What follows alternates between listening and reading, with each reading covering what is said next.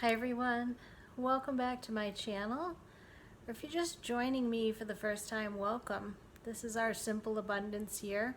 We are following along this year in 2020 with Sarah Breathnach in her newly updated version of Simple Abundance. We're now in the month of July. This month is going to be a lot about the pursuit of happiness. When we think about the Independence Day holiday coming up, that is one thing, right? Life, liberty, and the pursuit of happiness. One thing that our country was founded on. And it's funny, I'm looking through the entries already for July, and I thought I was just 2 days behind, but I'm actually 3 days behind because I always do the joyful simplicities on the 1st. So there's actually a couple entries to talk about today. On July 1st, she talks about what she calls a constant craving for contentment. That's her main thing, that she's just trying to always cultivate some sense of contentment. And she talks about what that means to her and mentions things like working in her illustrated discovery journal, which we talked about earlier in the year. And she says meditation, creative movement, moments of self-nurturance that bring contentment. Things like the illustrated discovery journal, taking a walk, asking how I can make the next task more pleasurable. She finds that when she does those things, she says, my wants diminish. And she says all these things can become positive habits of well-being. And she makes a good point. Just as negative addictions sneak up on us day at a time, so do positive cravings. You could probably get addicted to being content. I've known that feeling where I've had a couple of years in my life where I've just been so happy. And then if anything sort of like messes with that, then it's a huge problem because I just want to stay content and happy. I'm struggling a bit this year. I'm not 100% happy about everything, but I'm working on it, and this book and you guys being here and having the channel is definitely helping, so thank you. And I can tell from your comments and then just some of you that I know personally that this year's had its challenges, so we're all there in the same place. And I think it's just an ever-evolving situation in this journey of life, right? And the simple abundance path, for sure. She closes that entry by saying, today, consider the desires that really count, what you really need to be content. Then make sure that at least 3 moments today, Then make sure there's at least 3 moments today that fulfill mind, spirit, and body with what you alone must have. I think that's a great point, and it reminds me of my list that I made and when you watched my journal entry from the beginning of the year about how I write down things that I say fill my love tank, and then also the things that bring me joy. So my own little joyful simplicities. So it could be something as small as drinking the tea that you like, or sitting and eating your breakfast looking out over the yard, or petting your kitty. 3 sometimes might seem like a lot when you're really so focused on the day in and day out. But I do agree with her that those things are going to lead to more contentment. So that's a little challenge for you guys to sort of have a little check-off box for the day, and knowing that you're doing some self-nurturing. Maybe it's reading from your favorite book, or taking a walk, like she said. It's really good to have a list like that, and sometimes you have to revisit it, and you have to remind yourself what you love, because you may have forgotten. I totally get it. Okay, so yesterday's July 2nd was the simplest pleasures, one good thing that is. And she talks about in this one about how she was on a vacation and just every moment of every day was just wonderful, right? Sometimes when you're on vacation, it can be that way.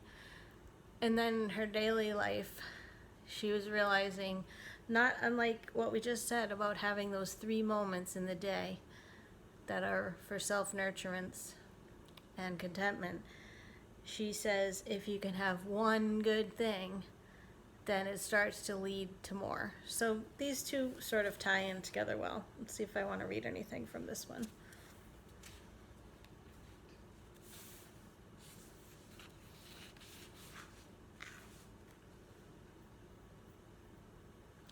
I know also what she said in this one that I can relate to, because I've had a couple of moments like that this year where,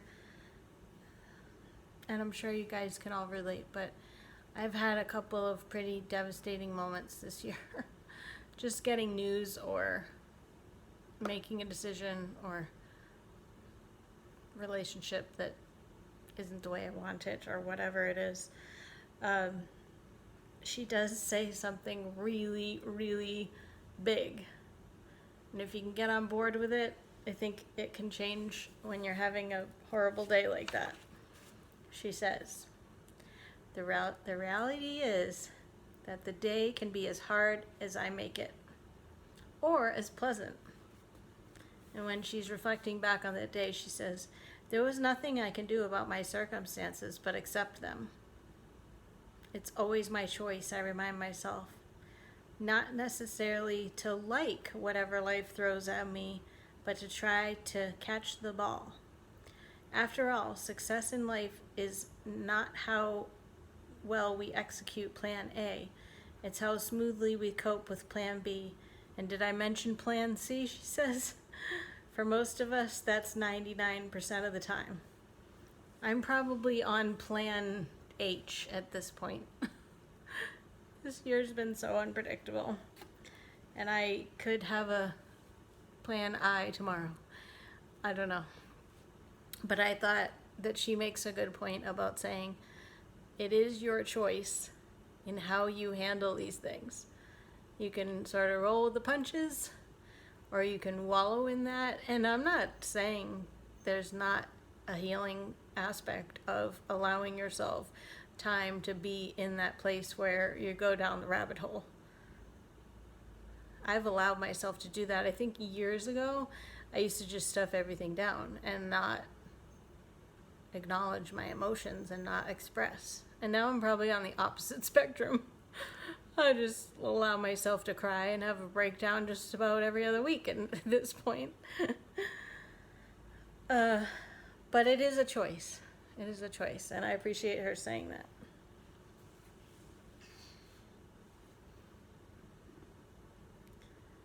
She closes that one just by saying that that day when she got the really devastating news, which she doesn't go into detail about what it was, but it could be anything, right? Could be like finding out somebody died, or you're getting a divorce, or something. We know these moments, and they could be some secret anniversaries. We talked about that last month.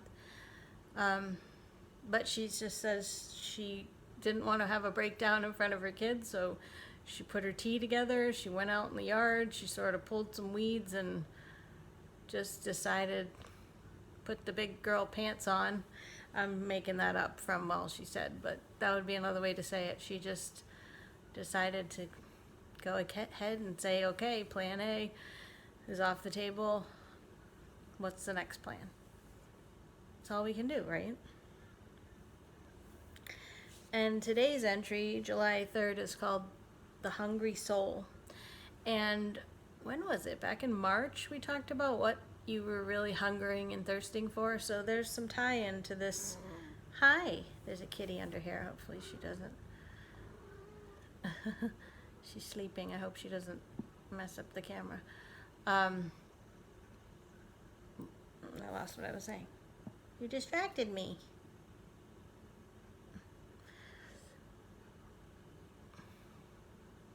Anyway, there's a lot of tie-ins to that other entry about about what you hunger and thirst for when usually it's not really food. But we are going to be talking about food this month, like I shared. Don't mess up the video, okay?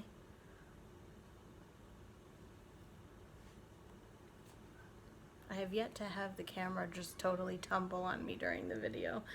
I'm always thinking that's going to happen when she gets around because she likes to rub on everything, so she could totally mess it up.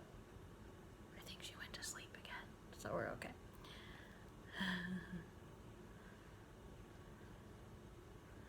I'll just read some of these things from her Hungry Soul. Many of us constantly hold ourselves in check about food, relationships, careers, stuffing out details down deep into the self, as if sheer determination can keep the lid on longing. But I am gradually coming to the awareness that hunger is holy. We're meant to be hungry every day and to satisfy that hunger every day. Why else would the first petition of the Lord's Prayer be the daily bread, even before divine assistance? Our souls know many different kinds of hunger: physical, psychic, professional, emotional, creative, and spiritual. But the great Creator gave us the gift of reason, imagination, curiosity, discernment. We possess the ability to distinguish between our hungers. Are you really hungry this morning for breakfast? Is it a passionate kiss you desire, or pasta? Or a good night's sleep? Then don't sit up watching reruns with that third glass of wine. Turn the television off and tuck yourself in. And if you're not alone, invite someone to join you.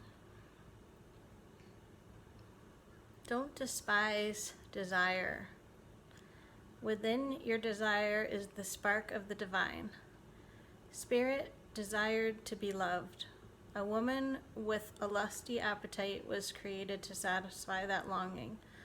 Love, hunger, appetite, desire, holiness, wholeness, it is all one. Wow. Love, hunger, appetite, desire, holiness, and wholeness. It's all one. You know, that is bringing something to mind that I was thinking about, and may relate to this. Sometimes you sort of wish you didn't want something. You were happier before you wanted it, right? Because it can sometimes be a torment when you're thinking about that thing that you want and you know you don't have it. The worst thing, and the place that I get to a lot of times, is just the hopelessness. Like a feeling of wanting something but feeling totally helpless. And I'm saying hopeless, not helpless. That sounded, I guess they go hand in hand, but feeling hopeless about the circumstances changing to produce the result of the thing that you want. And that's a difficult place to come from. I'm much happier in a place of hope. And that's why sometimes I entertain myself with my little fantasy journal that I told you guys about at the beginning of the year, because I'd much rather be hopeful about something, even if it's totally something that people think is unrealistic. I'd rather be in that place than feeling like I want something that I can never have. That's really not a great feeling. And that would be a very deep hunger of the soul, I think.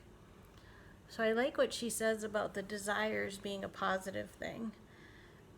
And I've mentioned Abraham Hicks before. She definitely says we're always coming up with new desires all day long. Especially if things aren't going the way we want them to go, then we are even stronger on the other end of wanting something to be better, right? There's really a lot to be said to read between the lines in some of these first few in July. Hope you're following along in the book. Maybe that could be one of your moments of contentment or self-nurturing. I'm really glad for the book, and I'm glad to be doing the channel, because I was thinking about how I told you guys that June was about the time that I would just totally lose interest and not continue going on. And here we are. We made it to July.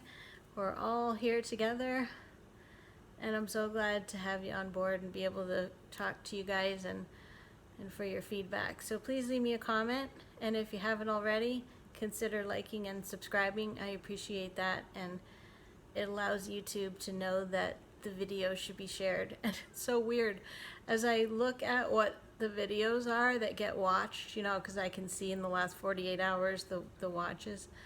Sometimes I'm seeing some random ones like way back from the beginning of the year. So the only thing I can think is that YouTube is sharing those with some people, or maybe they're doing a search and I'm coming up in that. But it's interesting to see which ones pop up, you know, from months ago, where it's like, oh, somebody was watching that. So I'm assuming that that's going to probably happen from years to come too, as this channel remains online and people find it. But we're having a unique experience because those of you that are subscribed and have been with me since the beginning, we're going through it chronologically. And I think it's unfolding in such an interesting way. And all the topics we've talked about, I was thinking back about going through the senses and talking about cleaning out our closets and just fashion decisions in general and all the stuff that we talked about with the home and just coming alive in the safari of self and being an excavator of our souls. And boy, there's just been so much already, and it's only July. So stick around. I'll be back with you again, and I wish you a happy 4th if you don't check back in until the weekend's over. I probably will do a video over the weekend. But no matter what, I'll see you soon, and thanks again for watching.